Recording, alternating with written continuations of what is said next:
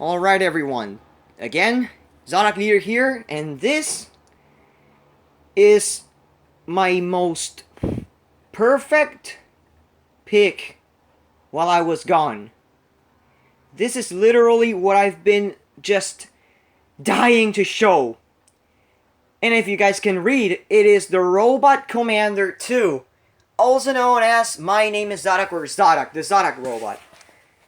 I gotta say, this Zadak is rare. It's fucking rare. I don't know how I actually got it.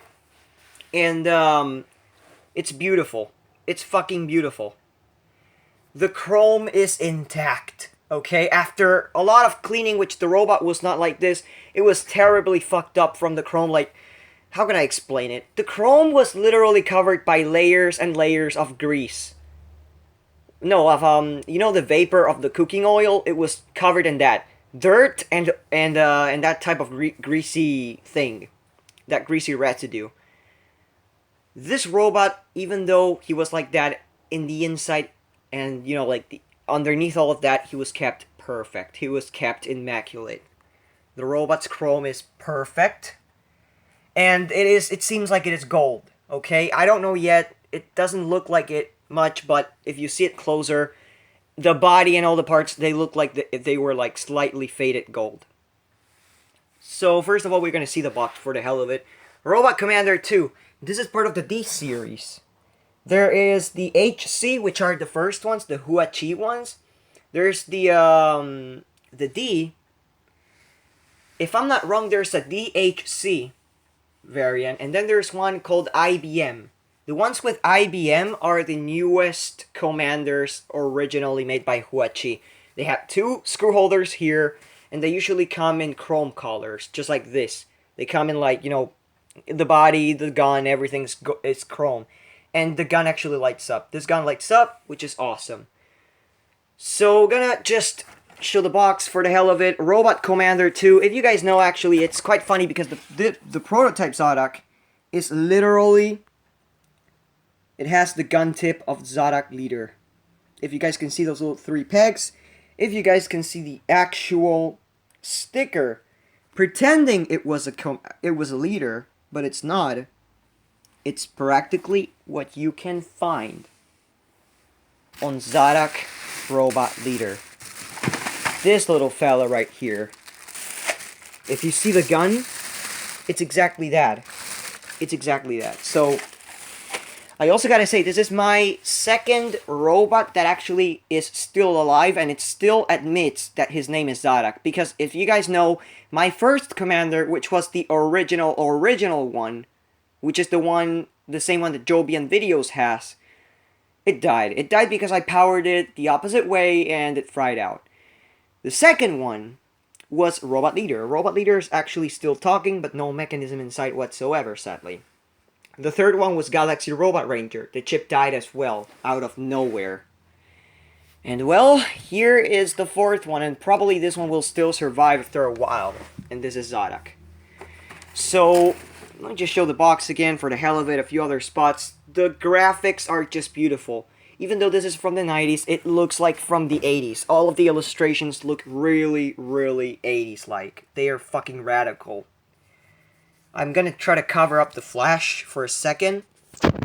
You guys just really gotta see these, like, fading things from the 90s, like the late 80s, early 90s. I fucking love it. I fucking love it, I'll be honest. I love the graphics on this thing. The Zadak, of course, came with a manual that it was not from it. It was from a transforming robot, but no big issue. The box needed some cleaning with alcohol because it was greasy as well, even though it's still... It actually faded out in this spot, but no big issue.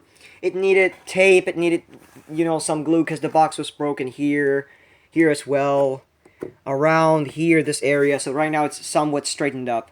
The Zadak inside, I'm going to show it right now. It even has the original bottom of the box, which is beautiful. And as soon as you open it up, you smell that vintage cardboard smell of the 90s robots that, because again, my cousin gave me actually toys that were from that age, and they all had the original boxes and everything. This is slightly gray. It's supposed to be white, but I don't know why the dirt just did not come off. But it doesn't really matter. The box is still great. So I'll leave it on the back like this. Now talking about the Zadak, that is right here. Fucking phone cut off. Sorry. The Zadak is great. It's beautiful. You guys are seeing it right now. Look at that chrome. It's shiny as fuck. Now I gotta clean it up a little bit more because it actually has some slight touch. But you guys are gonna see how nice the chrome is underneath some of my finger marks. Look how beautiful that is. That is some beautiful and well-kept chrome. Now I'm gonna say this robot was not perfect. As it was dirty and all, it had a few broken gears inside. The magic gear was broken. The gear, because this is not like the ones that have a helical gear. This actually uses a pinion and the crown gear. And the Z-bar is in the middle.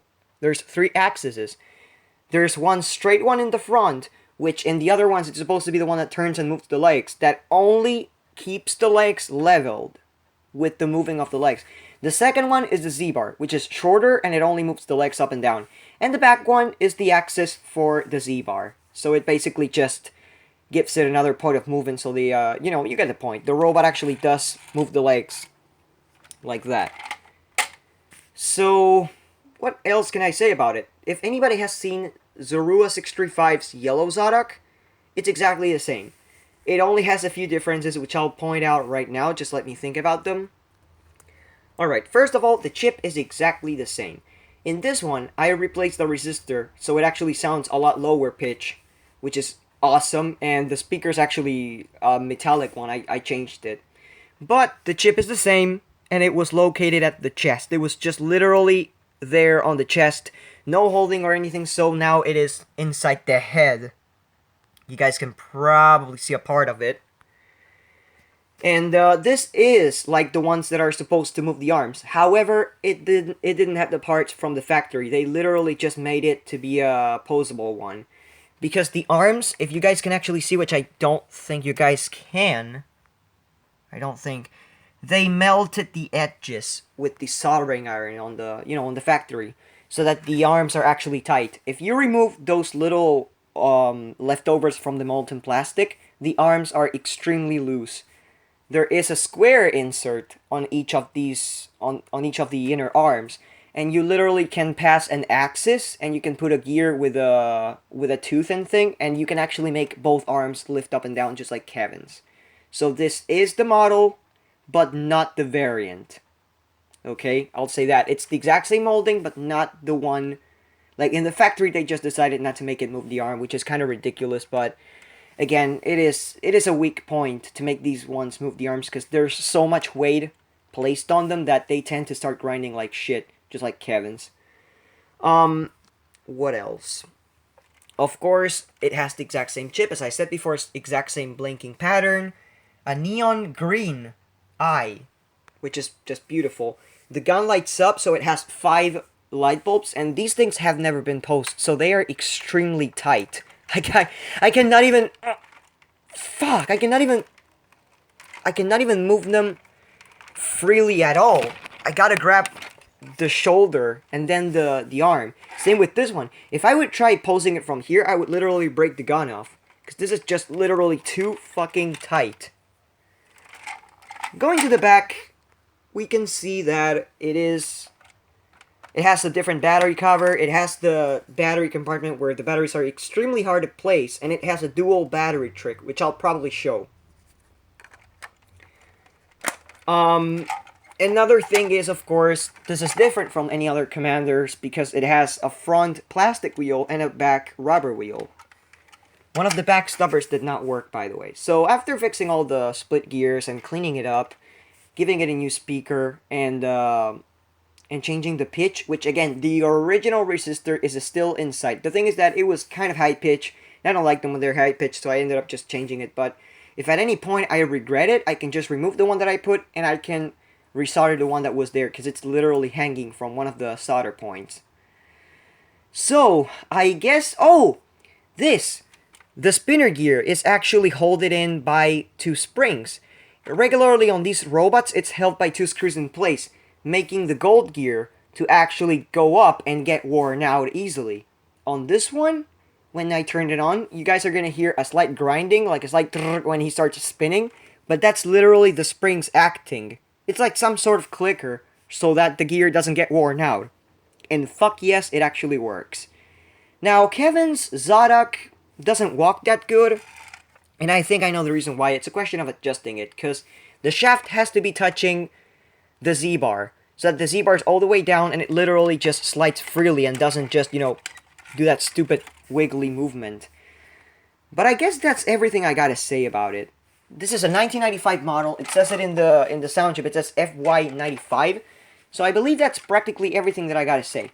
So, for your delight, all robot collectors out there, here is Robot Commander 2 Zadak in awesome working condition. It literally, before I added the grease, it really was noisy, and I thought there was something really up. Greased up the motor. It works faster, actually. And the gears and everything, it works like a charm. It's literally future Fighter King silent. If anybody has ever had a Fighter King or a Cosmic robot, it's just as silent as that. It's beautiful. So, without further bullshit to say, here's the Zadak.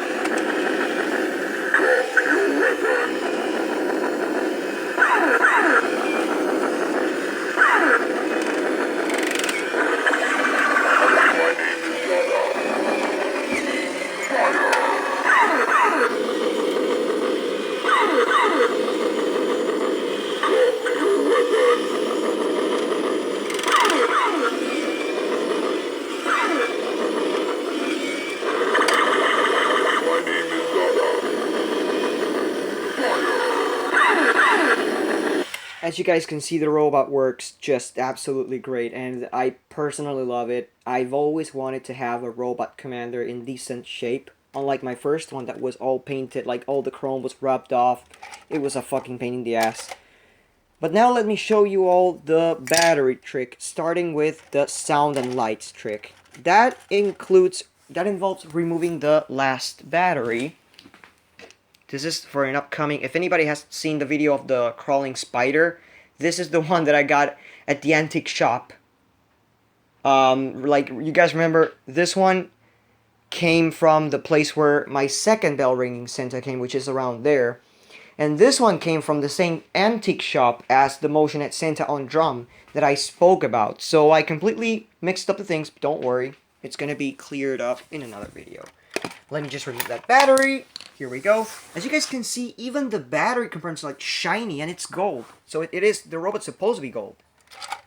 So, let me just rise up the arms so you actually can see the thing. Let me cover the flash up a little bit and let's turn it on.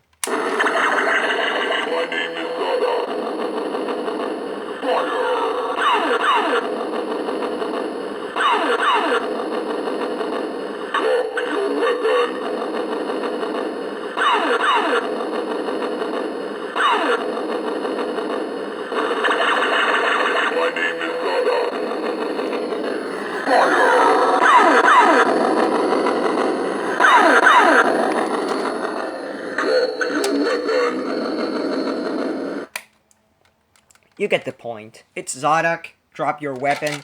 Now, what is the other trick? Because it's a dual trick. Well, here's the thing. You remove the battery from the first spot, and you put a battery in the last spot. This only means one thing. These 3 batteries power the motor, and these 3 batteries power the sound and lights. So here we go with the movements. Here you can tell how silent they are.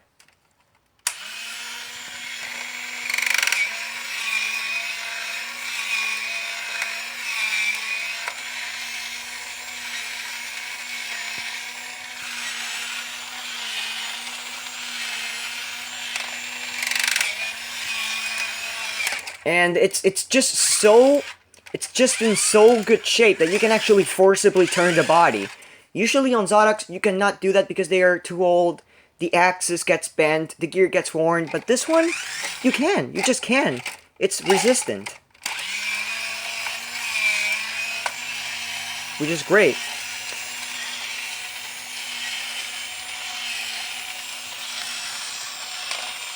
Now, this is an ironic question. I'll leave it turned.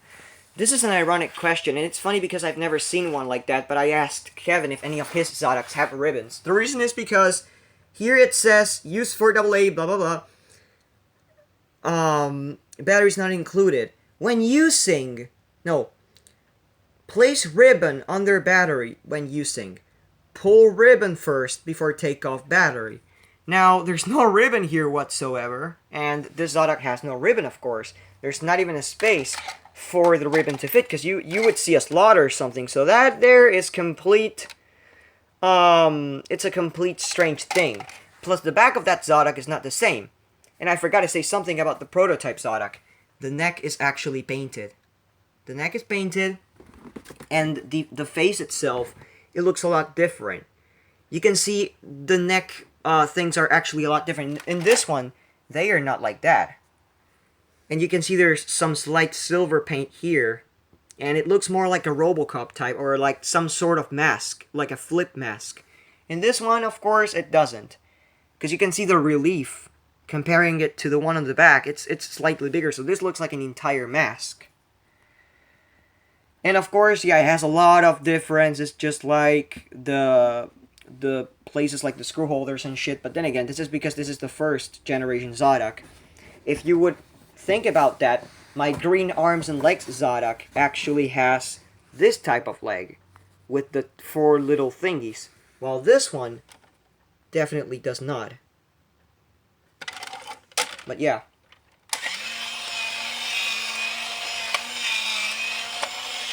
So that has been the review on the amazing, I love it, on the Amazing Robot Commander 2. I am thinking it's by Huachi Toy, but I really don't have any base or any database to say it besides the extremely similar shape. But I'm hoping to find more info about it soon. As far as I know, the chip inside says FY.